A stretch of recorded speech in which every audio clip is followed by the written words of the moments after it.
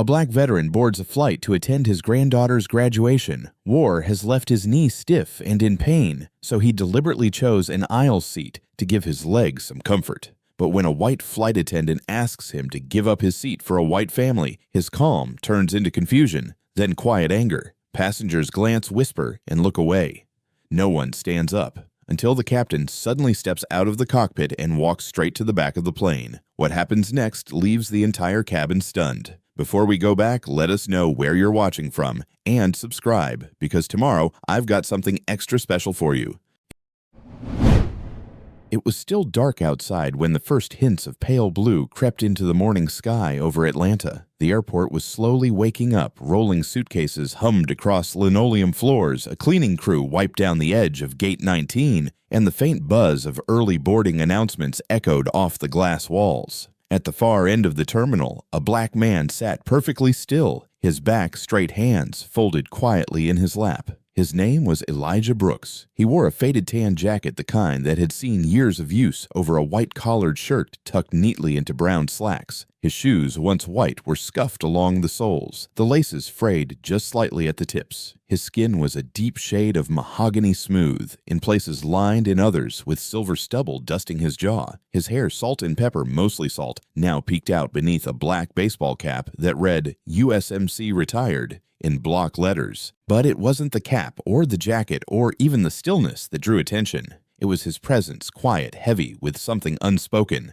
Elijah didn't fidget. He didn't scroll through his phone or check the flight board. He simply sat, eyes fixed beyond the window, watching the movement of aircraft on the tarmac, like someone who had seen thousands of them take off and still never took it for granted. He glanced down only once, not at a screen, but at a small photo tucked inside his jacket pocket. He pulled it out with care. The photo showed a young black woman in a sharp naval uniform beaming beside a banner that read, Class of 2025, United States Naval Academy. She looked strong, determined. Her smile, identical to her mother's, warmed Elijah in a way no sunrise could. That was his granddaughter, Maya, first in the family to serve since him. And today she would graduate. Elijah let out a slow breath. He had woken at 4 o'clock that morning, showered slowly, shaved carefully, tied his shoes with the same quiet discipline he'd used to lace up combat boots 50 years earlier. He arrived at the airport before 5, even though his flight wasn't until 7:15. Old habits. He'd rather wait patiently than ever rush. 3 months earlier, the moment Maya confirmed her graduation date, Elijah went online to book his flight. He didn't have much: a military pension, a modest home outside Birmingham, and not many expenses. But when he reached the seating page, he didn't hesitate. He clicked on Seat 12C, an aisle seat in economy with extra legroom. It cost more than his usual budget, but it wasn't a luxury. It was a necessity. His left knee hadn't been the same since Nam. A mortar had landed too close in the jungles outside Khe Sanh, and shrapnel tore through his leg like paper. There was surgery, then more surgery. And now, 5 decades later, arthritis had taken what the war hadn't. Sitting in cramped spaces meant hours of pain. The aisle seat gave him the freedom to stretch, to move without elbowing strangers, to survive the flight without agony. He had checked the confirmation email 3 times. Seat 12C. Legroom. No special meal. 1 carry-on. Paid in full.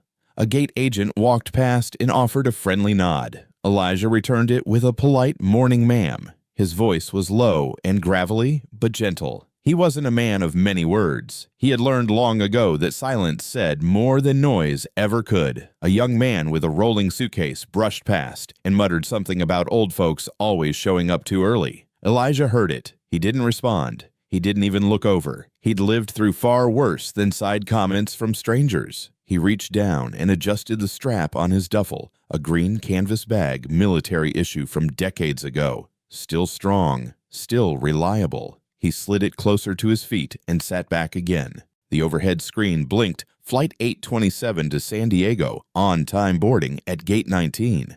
Elijah read it once, then closed his eyes. Not to sleep, just to breathe. This wasn't just any flight. It wasn't a vacation or a business trip. It was a promise. He had missed Maya's birth, deployed at the time, missed her high school graduation recovering from knee surgery, but not this. No matter what. The terminal started to fill around him. A toddler cried somewhere to his left. A man laughed loudly on a phone call to the right. But Elijah stayed in his bubble of calm. He had trained his mind to do that block out what didn't matter. Focus on what did. A middle-aged couple sat 2 rows behind him, chatting about hotel reservations and rental cars. An airline employee wheeled an elderly woman toward pre-boarding. The buzz of travel picked up. Still, Elijah remained motionless, his focus fixed on the journey ahead, not just across the country, but back through time. He remembered stepping off the plane when he first returned home in 1969. No cheers, no welcome signs, just side eyes and silence. A black man in uniform still didn't count for much in many places. He'd kept his head down, mouth shut, and gone on with his life. No complaints, just service. But now his granddaughter would walk across that stage in white and gold, saluted by her commanding officers, honored for her excellence. And Elijah would be there in the 3rd row if his knee held up standing tall, maybe even applauding with a tear in his eye. As boarding announcements began, Elijah opened his eyes. He reached for his boarding pass, checked again, 12C. Good. He stood slowly, favoring his left side. The stiffness was there always, a dull, familiar ache. He gripped the armrest, pushed off with care, and made his way toward the line forming near the gate. The boarding attendant looked up, smiled kindly, and scanned his pass. "Morning, Mr. Brooks. Thank you for your service." Elijah nodded not unkindly. "You're welcome, young lady." He stepped through the jet bridge, the hum of the plane growing louder with each step. He moved with quiet determination, one hand on the rail, the other clutching his duffel. No fanfare, no escort, just a man keeping a promise. Seat 12C was waiting, aisle just like he booked. He lowered himself carefully into the seat, set his bag beneath the chair in front, and leaned back. His leg pulsed, already stiff from the walk, but manageable. Elijah looked out the window to his right. He wasn't a window seat kind of man, but today the view felt symbolic. Sky just beginning to lighten, planes taxiing out in the distance, the sound of safety announcements starting to echo through the cabin. He closed his eyes one more time. This time he allowed himself a small smile. He'd made it this far, and this seat, this small patch of space was his. Paid for, earned, necessary. He didn't ask for more. He never had. He simply wanted what he paid for, what he needed, and deep down what he deserved. Because not everyone needed to be celebrated. Not everyone needed headlines. But every single person deserved respect. Elijah had spent a lifetime earning it. Now all he asked was to be seen. Just once. Just clearly enough to matter. And in that moment, before the flight even began, that was the emotion that settled into his chest, a quiet dignity wrapped in hope. It wasn't pride. It wasn't ego. It was something else. It was knowing that you've done your part in the world. And now, all you wanted was to take your seat. Chapter 2. The Old Wound and the New Coldness, where tension begins. Elijah leaned back in seat 12C, letting the weight of his body settle in gently. His left leg extended slightly into the aisle, not far, just enough to take the pressure off the knee. That knee had been his burden for over 50 years. Some days it ached, other days it screamed. But this morning it simply pulsed a quiet, consistent throb that reminded him where he'd been. As the hum of passengers boarding continued around him, his thoughts drifted uninvited back to Vietnam. It had been late in the afternoon, and the jungle around Khe Sanh had been alive with heat and noise. The air reeked of sweat, gunpowder, and fear. Elijah was crouched behind a half-crushed tree trunk when the blast hit sudden deafening, and so close the pressure wave knocked the breath clean out of him. A piece of metal tore into his left leg just below the knee, sharp and burning. He remembered the blood, but not the pain. Not then. A young Private Santos had been screaming just yards away, pinned under debris, his arm mangled. Elijah didn't think. He crawled, dragging his injured leg, ignoring the white-hot sting, until he reached Santos. With both arms, he pulled the kid out, inch by inch, dirt in his mouth, sweat in his eyes, bullets whistling overhead. They both made it out. But Elijah never walked the same again. Just a few minutes earlier, as the boarding line thinned, a young white couple had stepped onto the plane, carrying more than just luggage. The mother, early 30s, wore a loose denim jacket over a floral maxi dress. She looked flustered, hair pulled into a messy bun, one hand gripping a squirming toddler, the other tugging along a car seat. Her husband, tall and slightly hunched, was trying to balance a stroller, a backpack, and coax a young girl no older than 5 to keep moving. They paused awkwardly near row 10, glancing around with rising concern. "I think we're all separated," the woman said, checking her boarding pass again. "I've got 22B. He's in 28A, and Emily's supposed to sit in row 17. This won't work." Her husband let out a breath heavy with frustration. "We can't leave the kids alone. Can you ask someone?" A nearby flight attendant gave a polite shrug, clearly overwhelmed with other requests. The woman turned to her right and caught sight of Marissa near the galley. With urgent energy, she waved her over. "Hi, I'm so sorry we have 2 small kids, and we're all in different rows. Is there any possible way we could sit together?" Marissa, who had been adjusting the overhead bins, turned immediately. Her face softened. "Let me take a look," she said gently, already tapping on her digital tablet. She leaned in close voice, calming. "We've had a full flight today, but let me see what I can do for you, okay?" The mother nodded quickly. "Thank you so much. It's just hard when they're this little, you know?" Marissa smiled, reassuring. "I understand. We'll figure something out." She scanned the seating chart on her tablet. Her eyes moved quickly over rows and columns, looking for any block of 3 seats together. Nothing, except one. Aisle 12C. Her eyes flicked toward it. The only available trio of seats, one aisle and the 2 beside it, was already occupied by a single man, Elijah Brooks. She glanced up toward where he sat motionless, then back at the mother holding her restless child. Her fingers tapped once more on the screen. Then she made her way down the aisle, her expression shifting, still pleasant, still professional, but now focused with intent. That's when she approached Elijah's row. And that's where the tension truly began. Elijah felt her eyes stop on him. He didn't move. He didn't shift in his seat, but his pulse, steady a moment ago, picked up just a beat.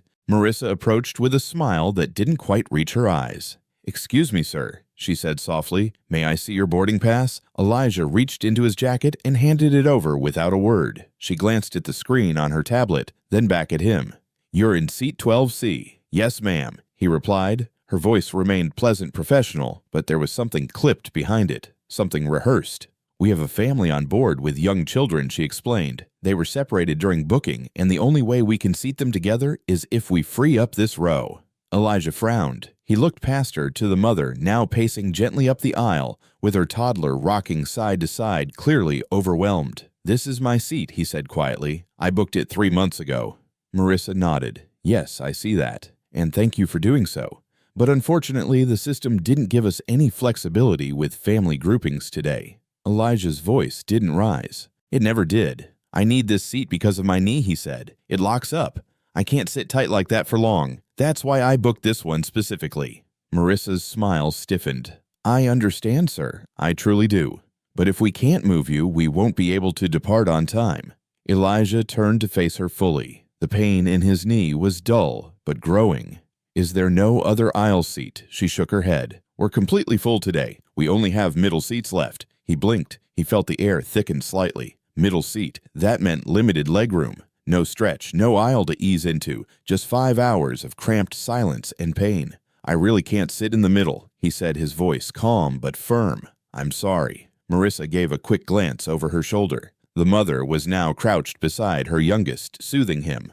"We really need your cooperation," she said. "I wouldn't ask if we had another choice." Elijah looked around. He noticed how Marissa had been helping other passengers earlier, smiling wider with them, laughing softly with the family across the aisle. All white, all seemingly relaxed. He noticed how she hadn't crouched to his level like she had with the elderly couple in the front. No soft hand on the arm, no extra words of comfort, just a request. And a warning. "If you don't move, we can't close the doors."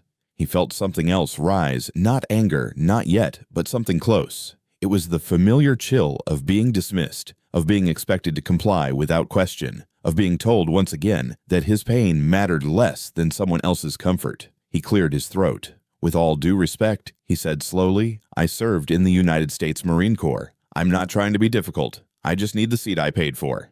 Marissa held her tablet tighter, fingers pressing into its edges. "I understand, sir." She repeated the tone, now flatter, "but we have a family in distress. If you choose not to move, the delay will affect everyone on this plane."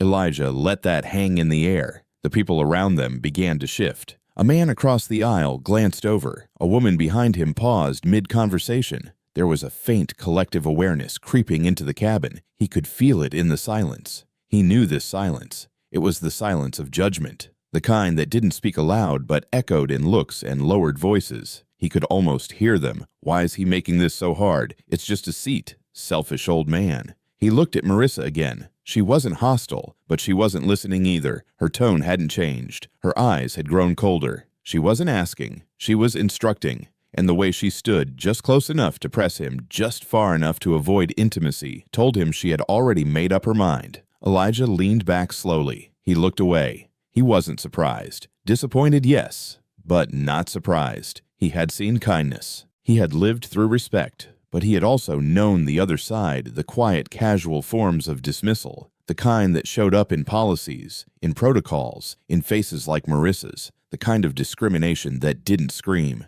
It whispered. His knee throbbed again. He clenched his jaw. If this were anyone else, anyone who looked different, would the tone be the same? Would the flight attendant be so quick to insist? Would the family still be called a priority? Would he still be seen as the one holding everyone back? He didn't answer those questions. He didn't need to, because somewhere deep in his gut, the answers were already clear. And they hurt more than his knee ever had. Because respect isn't just about saying sir. It's about seeing someone, hearing someone. And right now, no one was seeing him. Not for what he had given, not for what he had endured, not for who he was. Just an obstacle in seat 12C. And that was the most painful part of all. Because service should mean something. Sacrifice should mean something. Humanity should mean something. And yet, here he was being asked yet again to make room for someone else's convenience. He looked back at Marissa. Her smile was gone now. Only professionalism remained. She didn't say anything more. She just waited, expecting obedience. And in that pause, that long, aching pause, Elijah felt the full weight of the moment settle over him like a cold, familiar coat, one he'd worn too many times before. And that coat, it was called silence. For a long moment, Elijah didn't move. The silence between him and Marissa stretched just long enough for it to become uncomfortable, not loud, not public, just noticed. A subtle shift in the cabin like a ripple under calm water. Around him, passengers started to turn. Not dramatically, not all at once, but little by little, heads, tilted eyes, wandered voices hushed. A whisper here, a glance there. A man across the aisle leaned forward slightly. A woman behind him paused mid-sentence. 2 rows back, a teenage girl nudged her mother and gestured toward Elijah's seat. He felt all of it. He didn't need to hear the words. He knew what those looks meant. Why is he hesitating? It's just a seat. Is he seriously holding up the flight? The air inside the plane hadn't changed, but to Elijah it suddenly felt heavier, denser, like something invisible had entered the cabin and settled right on top of his chest. It was a weight he had carried before. Not from war, from after, back home. Back in uniform, walking into diners where conversations stopped, applying for jobs where handshakes came slower, riding buses where no one sat beside him, wearing the scars of a soldier, but being seen only as a black man taking up space. And now, 50 years later, it was back. He looked at Marissa again. Her arms were crossed now, tablet hugged against her chest. Her posture was professional, but there was no warmth left in her expression. She wasn't angry. She wasn't cruel. She was done.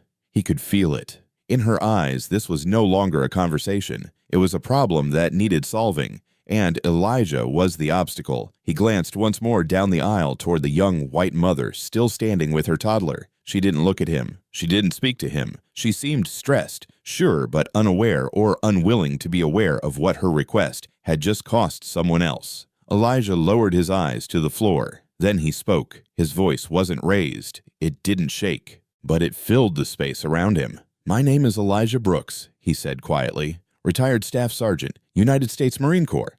There was a pause, a ripple of stillness. He looked directly at Marissa now, not with anger, but with weight. "I would like it noted," he continued, "that I am giving up a medically necessary seat under pressure, and against my stated need." Marissa said nothing. She simply gave a stiff nod and turned her body to gesture toward the family. "Thank you, sir," she said, her tone clipped. "We appreciate your understanding."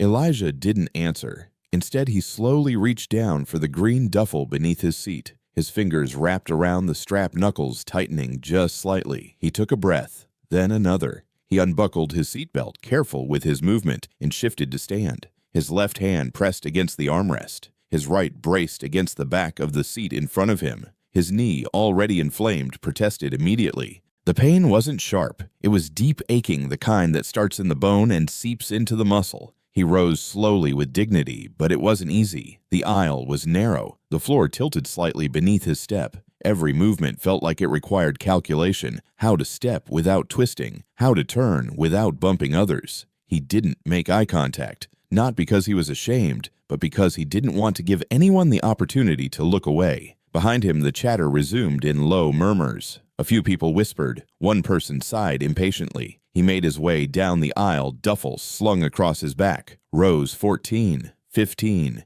18. When he reached row 34, the environment shifted again. The light above his new seat was out. The armrests looked older worn. The fabric on the cushion sagged, and the overhead compartment above had a faint coffee stain creeping down its edge. The air smelled different here, closer to the lavatories, warmer, a little stale. Seat 34B, middle seat, wedged between a young man in a sweatshirt with oversized headphones and a suited businessman already typing furiously on a laptop. Neither of them looked up. Elijah hesitated for half a breath, then eased himself into the narrow space. It took effort. His knee didn't bend easily, and the tight quarters made it worse. He had to pivot sideways, bracing with one arm, while angling his leg as gently as possible. Still, a sharp jolt of pain shot through his thigh. He let out a breath. Not a groan, just breath. Once seated, he didn't adjust. There was no room to. He folded his hands together, resting them on his stomach, and closed his eyes. Around him, no one spoke. No one offered to help. No one even acknowledged the move had happened. But Elijah knew what had happened. He had done what he always did, put others first, made it easier for everyone else. And the cost his comfort, his body, his dignity. He didn't feel shame. He'd learned long ago not to expect fairness. But he did feel something else. Tired. Tired of always being the one who gave way. Tired of the looks, the assumptions, the policies that had no name but always seemed to apply to him. Tired of watching respect handed out freely to others while he had to fight for scraps of it. He sat still, completely still. The man on his left never looked up. The young guy on the right adjusted his headphones and leaned further into the window. And Elijah, he simply stared forward. The silence around him wasn't peaceful. It was thick, uncomfortable, but familiar. The kind of silence that came not from calm, but from being erased. The kind that only a few understood, and fewer acknowledged, because no one seemed to see the truth, that the man now crammed into seat 34B had once crawled through enemy fire to pull wounded soldiers to safety, that he had worn the uniform of a country that now asked him to make himself small, that he had served with pride and now traveled with pain, and that all he asked on this one day, for this one flight, was to be allowed the space he paid for, the space he needed. But that request had been too inconvenient, so he gave it up. Again. And no one applauded. No one thanked him. No one even said his name. But he said it. For himself. My name is Elijah Brooks, because even if no one else remembered, he would. Row 34 had gone quiet. Elijah sat motionless in the cramped middle seat, his broad shoulders drawn inward, his hands clasped over his stomach, as if holding himself together. The businessman on his left never paused his typing. The kid with the headphones on the right had sunk deeper into his seat, lost in a movie. The air felt stale, heavy with silence that no one seemed to want to break. He didn't ask for water. He didn't ring the attendant call button. He didn't even close his eyes this time. He just sat there. And though no one around him noticed, someone further up the cabin had. Danielle Clark sat in seat 9 Delta near the front of the economy section window side. Her blazer rested neatly across her lap, and a closed laptop sat tucked under the seat in front of her. She hadn't turned it on since boarding. Instead, she'd spent the last 10 minutes observing quietly, attentively, without drawing attention to herself. Danielle was in her 40s, composed, polished, her dark brown hair pulled back in a low bun, her lipstick a soft, neutral tone. She wasn't the kind of passenger who raised her voice, and she certainly wasn't the kind to make a scene. She was a professional vice president of communications for the airline, and on this particular morning, she was flying back from a leadership summit in Atlanta, heading to the West Coast for a board review. She hadn't planned to be involved in anything, but she had seen enough to know that she couldn't stay silent. From the moment the mother flagged down, Marissa Danielle had watched. She saw how quickly the flight attendant responded, saw the practiced ease in how Marissa had comforted the White family, her voice soft gestures reassuring. And then she saw the shift the moment Marissa's tone changed when she approached Elijah Brooks. Danielle didn't know him, but she could read people, she could read rooms. And what she had seen wasn't just a seat reassignment, it was something deeper. She watched as the older black man explained his medical need, calm, firm, never rude. She watched as his words were brushed aside, his presence quietly managed. She saw how other passengers leaned in, not to help, but to judge. And how Elijah, with quiet resignation, picked up his things, stood slowly, and limped down the aisle. She had felt the moment in her chest. It wasn't loud, it wasn't dramatic, but it was wrong. And she wasn't going to pretend it wasn't. Danielle reached into the side pocket of her carry-on and pulled out her phone. She didn't open the camera. She didn't start a video. She didn't need public validation for what she was about to do. She needed accountability. Her fingers moved quickly, but her face remained still. She opened the secure internal messaging app used by airline leadership, typed a short direct message. Passenger Elijah Brooks, middle seat 34B. Previously assigned 12C paid seat with medical accommodation, forced to move to accommodate family group. No clear justification. Staff dismissed his concern. Please flag for review.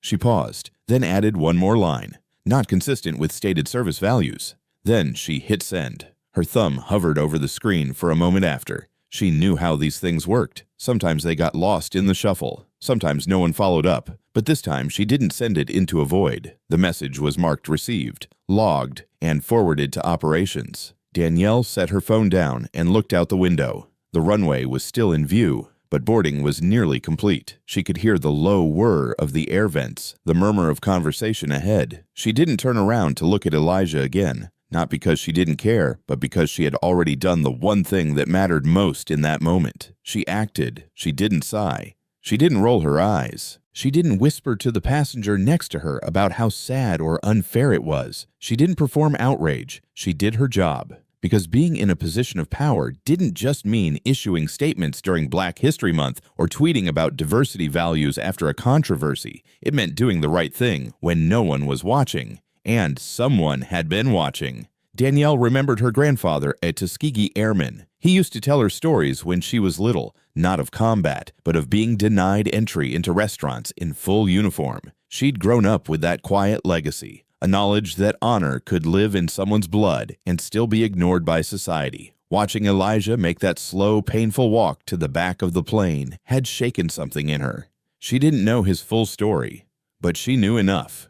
Knew enough to know he didn't deserve to be dismissed. Knew enough to know his sacrifice wasn't just physical, it was generational. And she wasn't about to let another moment of quiet discrimination go unchecked. She closed her eyes briefly, steadying her breath. She hadn't raised her voice. She hadn't needed to. Because sometimes the most powerful protest doesn't come from confrontation. It comes from precision, from timing, from someone who simply refuses to look away, from someone who says, "I see you, and I will not ignore what's being done to you." The plane continued to fill, the aisles buzzed, bags were stowed, passengers adjusted neck pillows and jackets. But Danielle sat still, hands folded, watching nothing in particular now because she had already seen the most important thing. She didn't know what would happen next, but for once she knew that someone had spoken, quietly, decisively. And the world, or at least this plane, was no longer entirely silent. Because the truth is, the world doesn't need more outrage. It needs more people willing to act when no one's clapping. People who do what's right when there are no cameras, no applause, no headlines. Just a seat, a man, and a moment.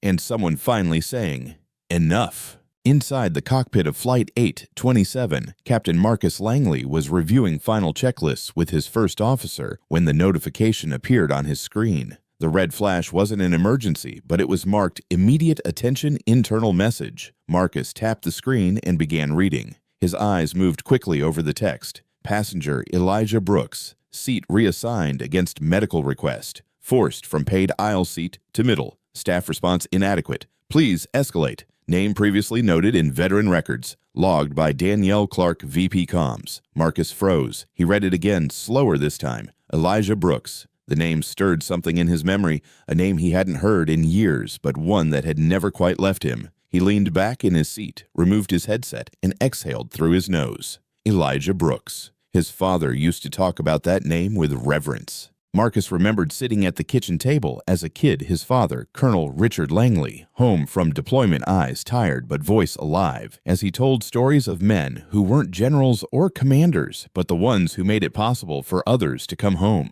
Brooks, his father, had said, once wasn't just a Marine. He was the kind of man who didn't need rank to lead. He just showed up when it mattered, always. Marcus had never met him, but the name stuck.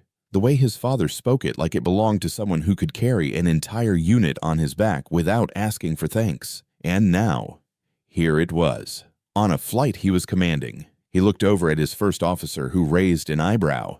"Everything okay?" Captain Marcus didn't answer right away. He checked the passenger manifest. Row 12C reassigned. Row 34B occupied by one Elijah Brooks. "Hold the departure," Marcus said firmly. The first officer blinked. "Sir, I need 5 minutes."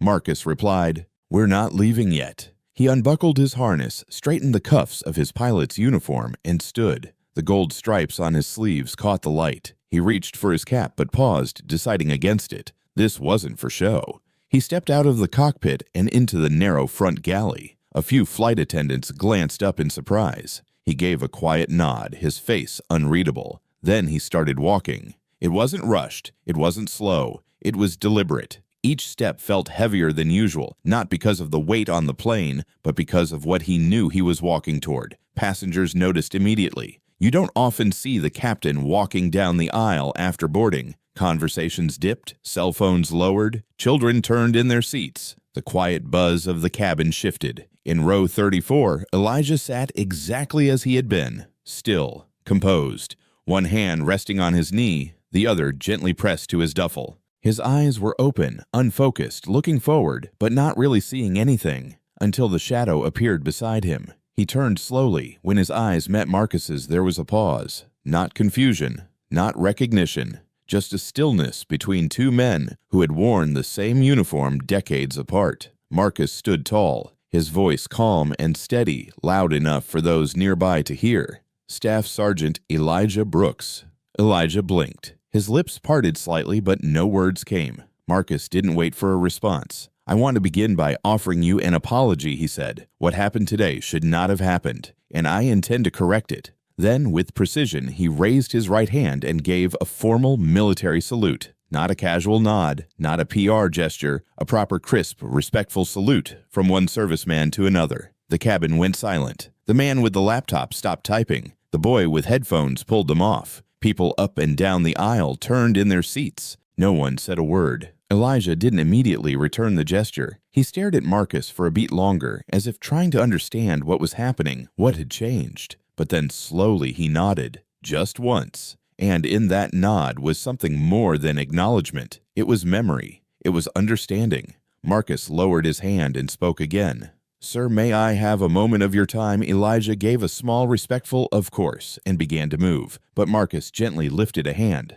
"No need," he said. "Please stay seated a moment." He turned to the front of the cabin. His posture never changed. His voice didn't waver. He spoke clearly, not as a company man, but as someone who understood the difference between a name on a screen and a life lived with honor. This gentleman was removed from his purchased and medically necessary seat today due to an internal misjudgment. That decision does not reflect the values of this crew or this airline, and I am personally here to make it right. He looked back at Elijah. "My father told me about you," he said. "Said you were one of the best Marines he ever served with." Elijah's eyes widened slightly. He didn't smile, but something in his shoulders eased. Marcus turned to the senior flight attendant nearby. "Miss Allen," he said, "please prepare a seat in first class for Staff Sergeant Brooks." She opened her mouth as if to speak, but stopped. She nodded once, then moved toward the front. Marcus remained standing beside Elijah. "I can assist you up the aisle when you're ready," he offered. Elijah gave a small shake of his head. "I appreciate that. I can manage." Marcus nodded. "Take your time." He didn't move until Elijah did, and when Elijah finally stood, the businessman on his left scrambled to make room. The kid on the right quickly stepped into the aisle. Not a word was said, but the shame in their silence was loud. Elijah adjusted his duffel, looked once more at Marcus, and whispered just loud enough to hear, "Thank you." Marcus gave a quiet nod. "Wasn't just a seat, sir," he said. "It was your dignity. And we should have protected that from the start."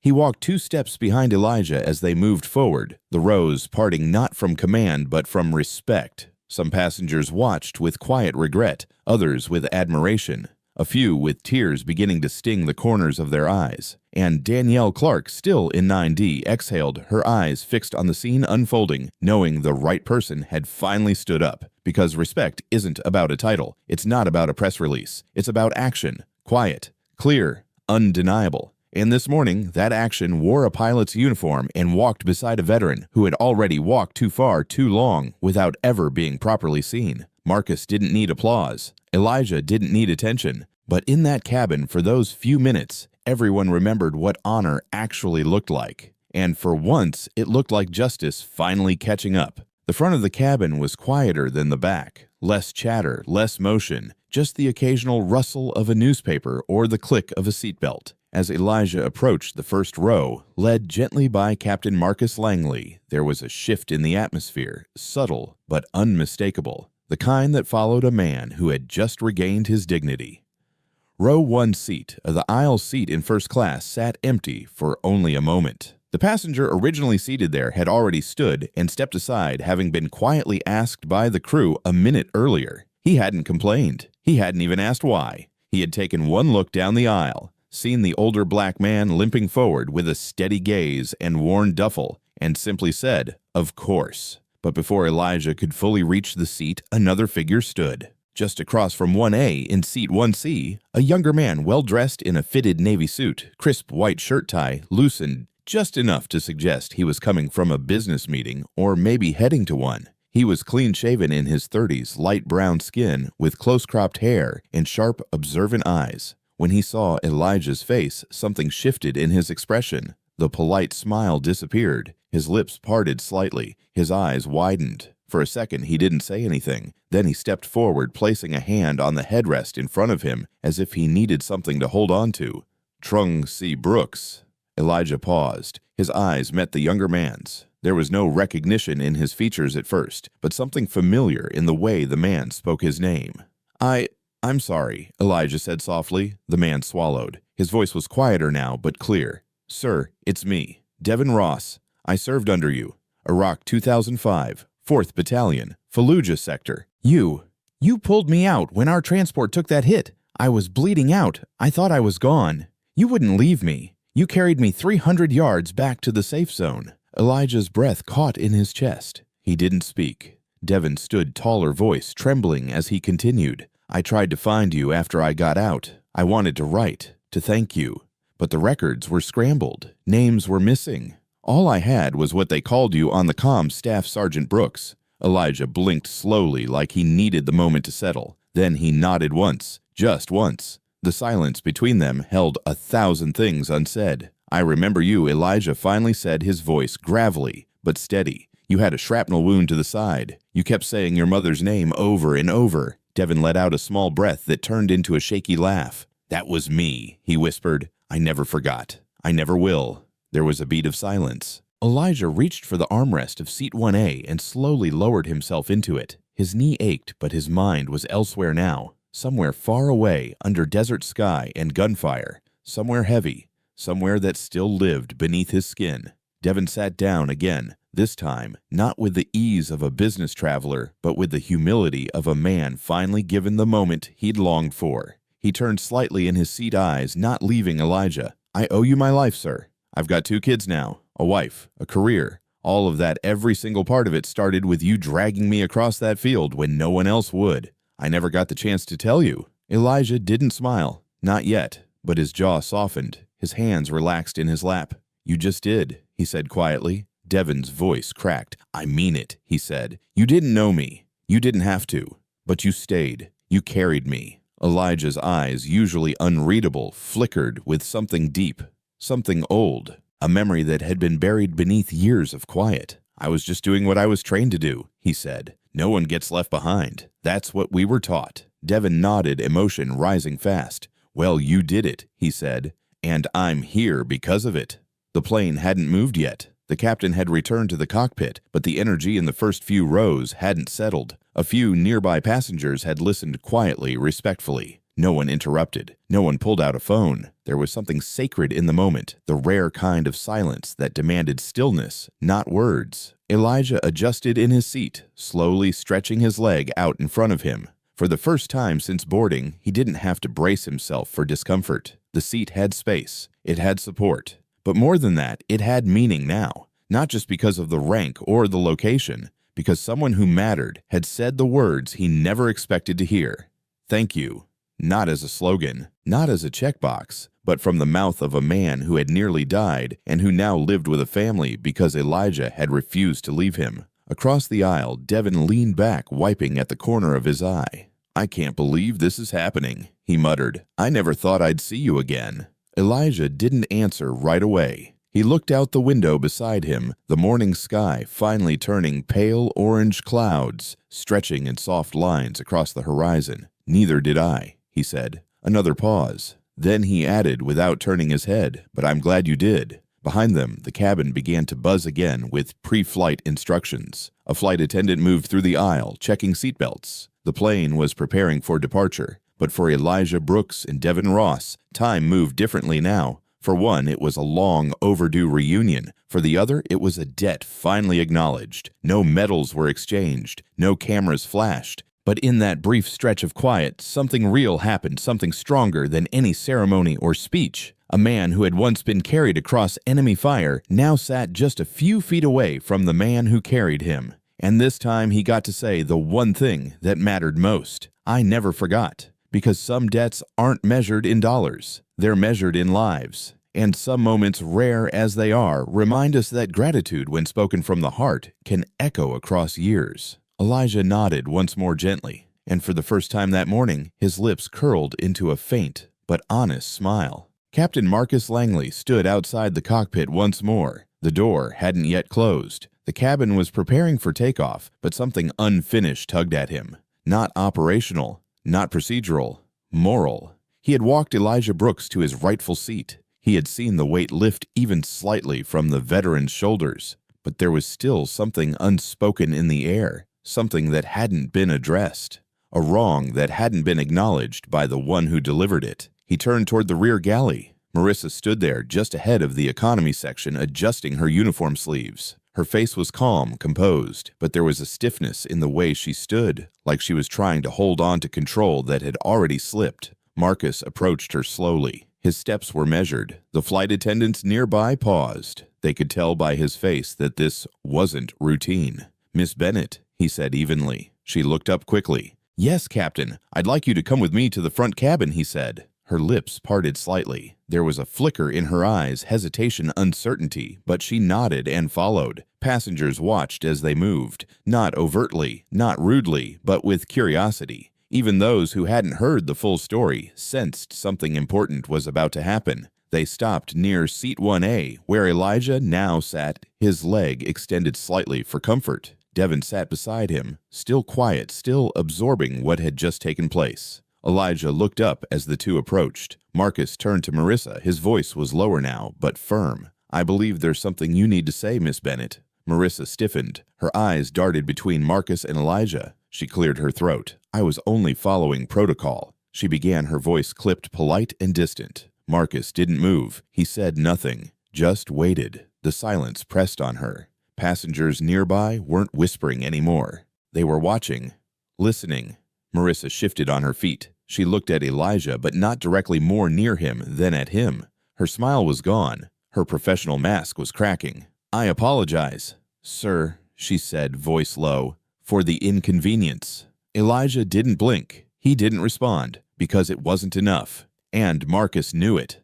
"That's not what I asked," he said, calm but unmistakably direct. "I asked you to offer a real apology," he continued. "This man was forced to give up a seat he paid for, one he needed medically. He was spoken to with condescension, dismissed, and made to feel like a burden. That is not an inconvenience. That is a violation of dignity." Marissa's face flushed. She looked around briefly, then back at Marcus. There was a long pause. Then she turned to Elijah again. This time she met his eyes. Her voice dropped quieter, less rehearsed. "I'm sorry, Mr. Brooks," she said. "I was wrong. I didn't treat you with the respect you deserve, and I let someone else's needs outweigh your right to comfort and safety. That shouldn't have happened." Elijah held her gaze for a long moment. His face remained unreadable. Then slowly he nodded. "Thank you," he said. Just those 2 words, nothing more.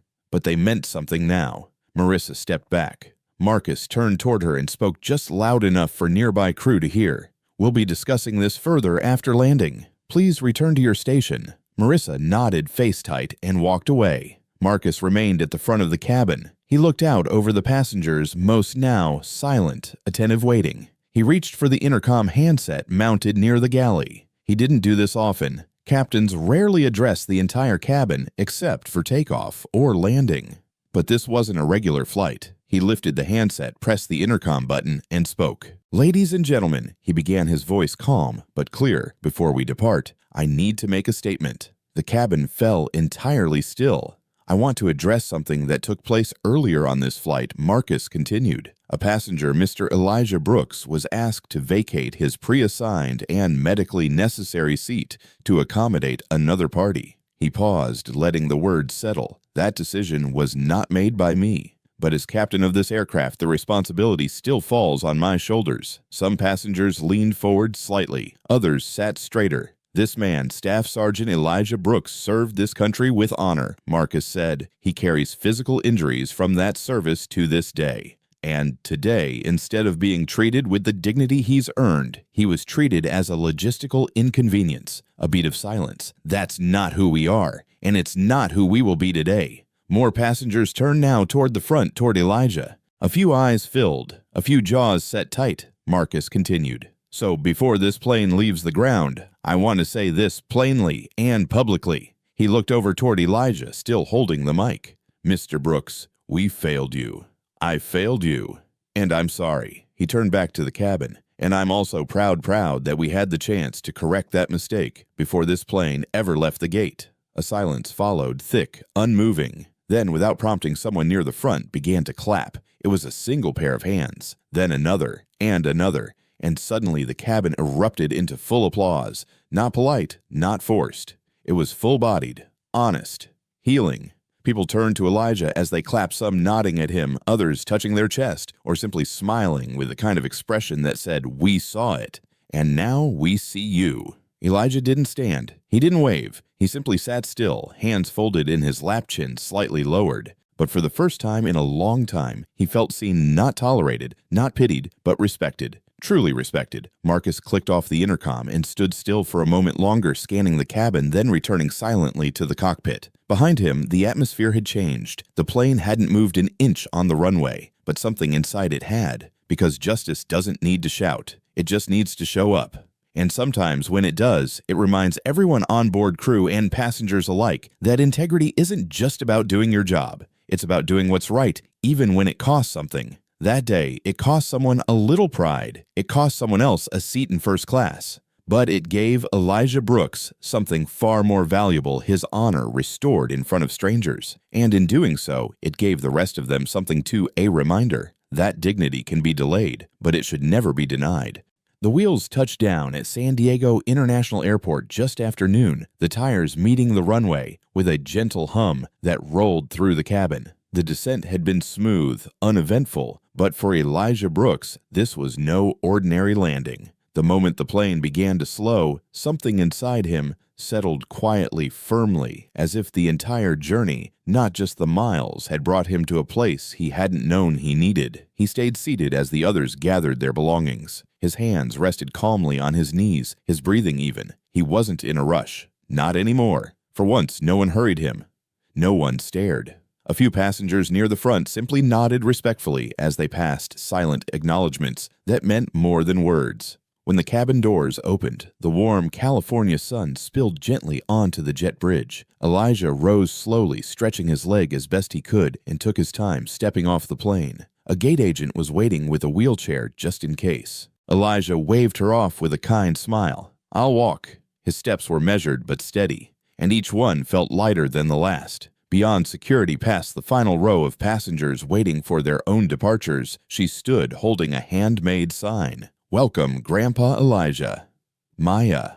His granddaughter dressed in full navy whites cap tucked under her arm, her back straight eyes glistening. She spotted him just as he cleared the gate. Her lips trembled. Then she dropped the sign and ran. Elijah didn't brace. He didn't prepare for the collision of emotion that came with it. He simply opened his arms and let her hit him like a wave, all fabric and metals and the smell of her shampoo and the years he had missed. She clung to him tightly, face pressed into his shoulders shaking. "I saw the video," she whispered. "Grandpa, I saw everything." Elijah didn't answer. His throat tightened. His arms circled her back, holding her the way he once held fellow Marines during night watches or when lifting them off bloodied ground. But this was different. This was his own blood, and this time he wasn't carrying anyone. He was being held.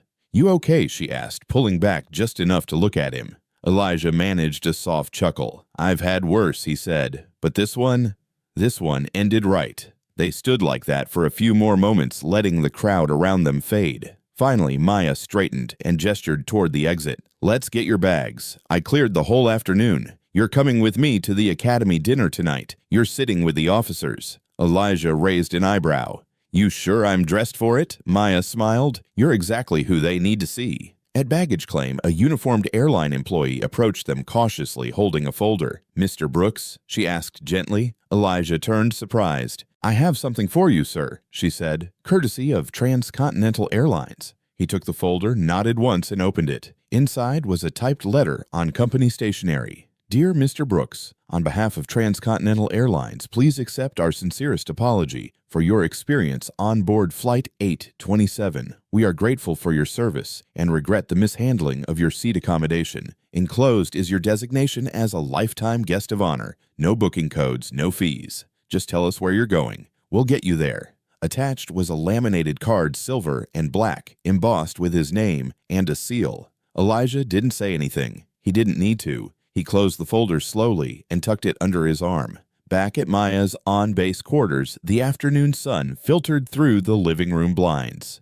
They sat across from each other, Maya still in uniform, Elijah with his shoes off and a glass of water in his hand. They talked about everything. Her classes, her plans after graduation, her rotation schedule. He asked questions, listened, smiled more than usual. She asked him what had happened on the flight, even though she'd seen the headlines and the video clips shared online. Elijah kept it simple. "I had a bad seat," he said, and someone stood up. Maya nodded. She didn't press. She knew that was all he wanted to say. Later that week, Elijah returned home to Birmingham. Same small house, same porch, same early morning coffee routine. But something had shifted. It was subtle, more in the way he walked, the way he stood when the mail arrived. One morning, a large envelope arrived bearing the seal of the United States Army Office of Military Records. He opened it at the kitchen table, hands steady. Inside was a short typed note. "Mr. Brooks, following a public inquiry and a review of archive service records, we are pleased to inform you that your personnel file has been corrected.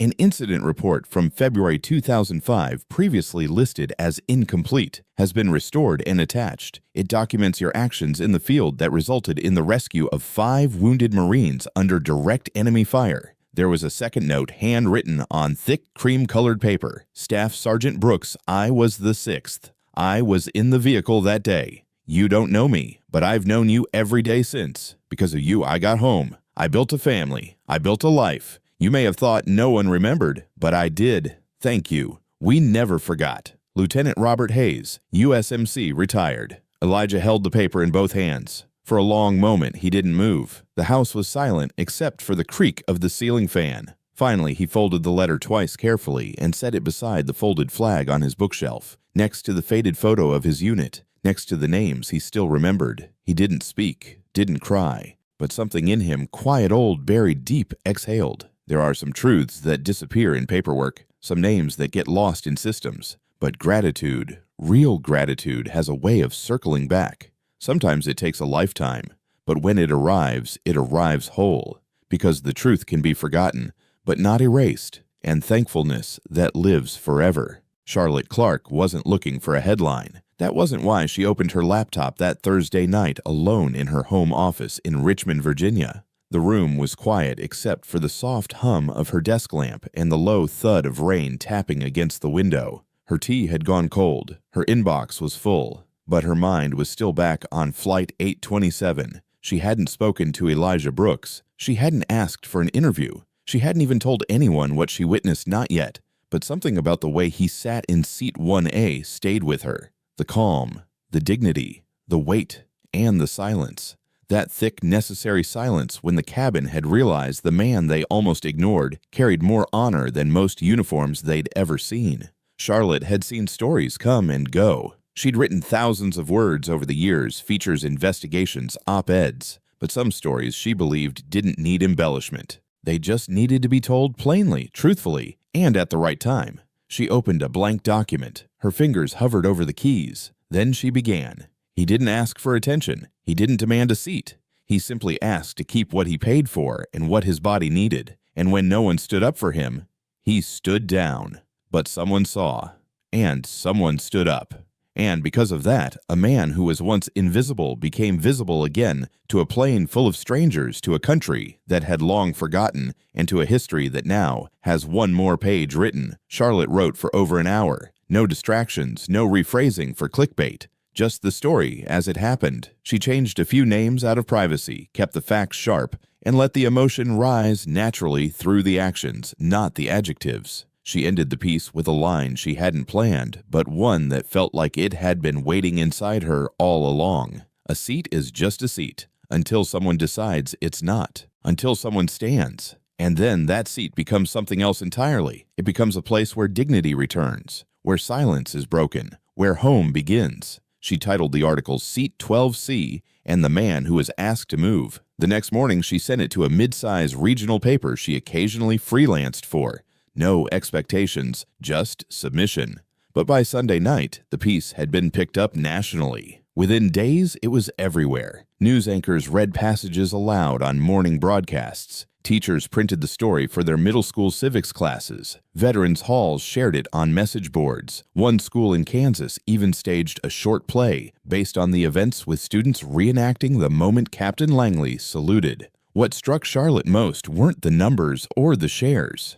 It was the responses. A retired Air Force mechanic emailed her to say he cried reading it. A young woman from Chicago wrote, "This reminded me why my grandfather walked the way he did, and why I never asked." A flight attendant in Boston said she printed the story and taped it inside the crew break room. Elijah Brooks never once reached out, but she didn't expect him to. She hadn't written it for him. She wrote it because the rest of the world needed to see what respect looked like when it was almost too late. Back in Birmingham, Elijah's life didn't change much on the surface. He still drank his coffee black, still walked to the mailbox with a slight limp, still kept his house quiet, his television low, his evenings slow. But neighbors noticed something. He stood straighter. He spoke more when greeting folks at the grocery store. He smiled easier when kids waved from bikes on the sidewalk. Maya called every few days now, sometimes just to read him new comments she'd seen online. "Grandpa," she said, one afternoon, "someone wrote that you're the reason they joined the military."